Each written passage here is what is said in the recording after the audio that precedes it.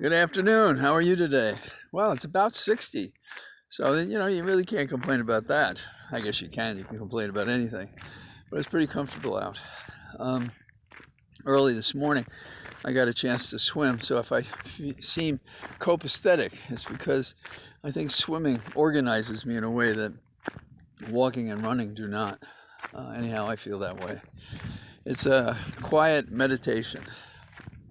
What can we meditate on? Well, we have some news out of Ukraine that the Russians have finally seized a city in the south, and that's not good news. And there was a Chechen effort to assassinate Zelensky that failed. So things are as immediate and rough and raw as they could possibly be over there, and they seem to be escalating with each day. Meanwhile, last night we had the State of the Union, and I gave you my rendition of or emphasis that I would make.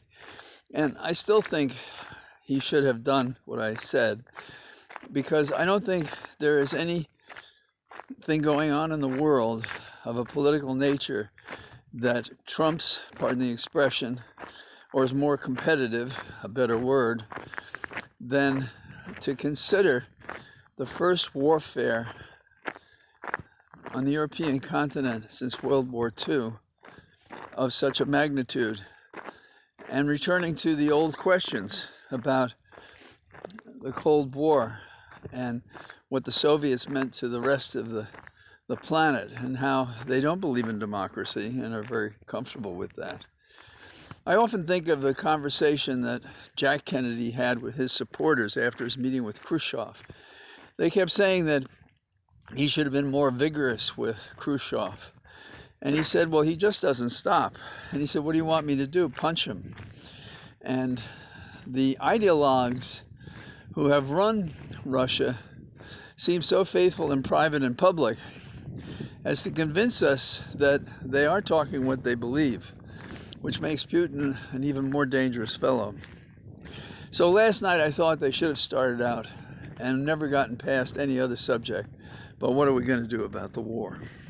And the public, and I believe the government, is left with the view that they have no idea what is coming, even if today's events don't give some indication that where we're going is a terrible place if it continues this way. And saying that we're going to force Russians not into U.S. airspace, and talking about sanctions, when none of these things work in the sense of stopping what Putin is doing. And you can't talk about spilled milk in the sense of what we should have done instead.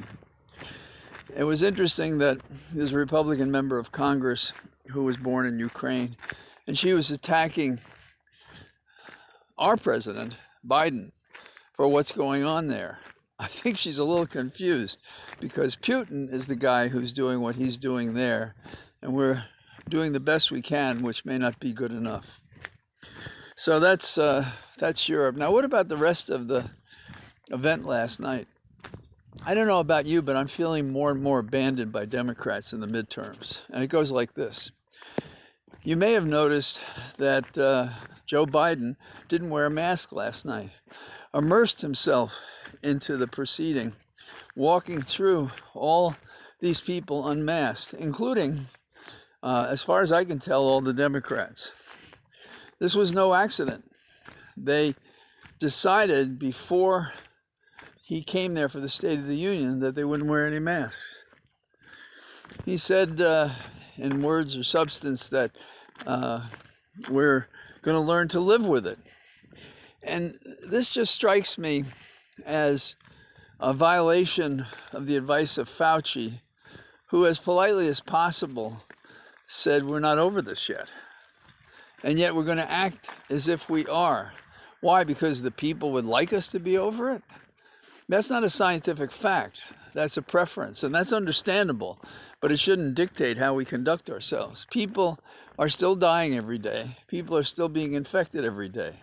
No, not in the numbers that we had, but we can't be sure or predict what variances we may have after Omicron, because we're not taking any of the practices seriously about wearing masks, distance, and for many people who still haven't gotten vaccinated. So I think that's a big mistake.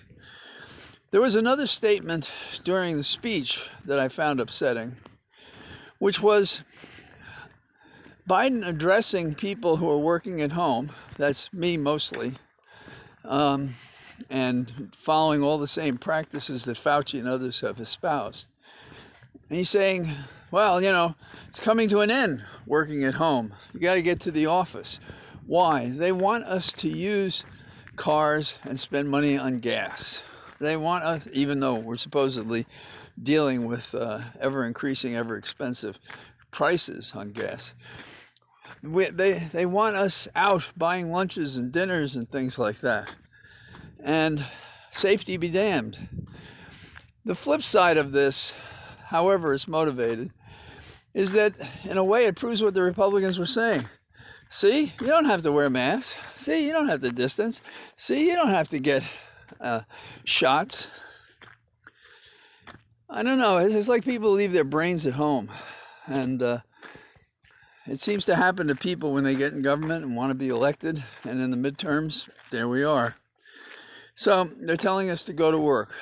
Then another thing is they're saying to fund police. This is the week after we've had these incidents confirming that there is racial injustice embedded in our system. And funding police, okay, some places they shouldn't be funded, like Minneapolis. Other places, perhaps. We don't punish anyone for anything they do. We don't coerce people to be right-thinking, working constructively for all of us. That's a mistake. Another omission that I found disgraceful was if you're not going to concentrate only on the war, and are going to mention all these other issues, including those that matter not at all. For example, talking about Build Back Better, and then a reporter runs up to Manchin and he says nothing's changed.